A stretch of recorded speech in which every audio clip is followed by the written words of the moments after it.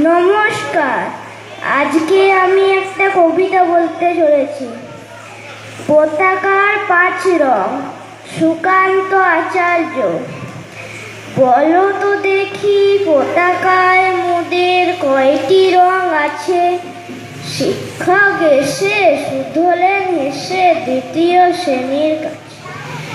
একসাথে মিলে সব ছেলে বলে চিৎকার করে জোরে, 3টি বর্ণ রয়েছে রাঙানো জাতীয় পতাকা জুড়ে। শ্রেণীর পিছনের বেঞ্চের কোণে শিশু ছিল এক বসে। পতাকার মাঝে 5 রং আছে, বলল সে মৃদু ভাষে। শুনে তার কথা বাকি শিশুগণে হেসে খায় লুটোপুটি। শিক্ষক রেগে বলেন হেকে, বোঝাও কি করে 5টি? মাথা নিচু করে ভয়ার্ত স্বরে সরল শিশুটি বলে, ওপরে গেরুয়া মাঝখানে সাদা, সবুজ আছে তার তলে।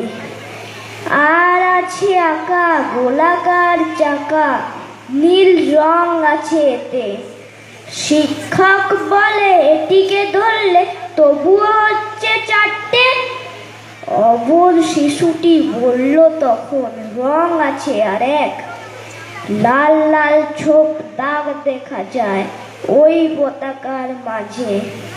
বাবাকে যখন আনলে ওরা কফিনের ঢাকা খুলে, জড়ানো রয়েছিল দেহখানা তার পতাকার ফুলে।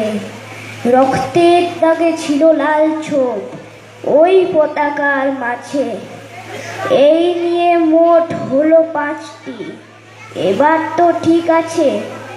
সরল শিশুটির জবাবখানি কাঁপিয়ে দিল বুক। অশ্রু এলো নয়ন ভরে, শুকনো হলো মুখ।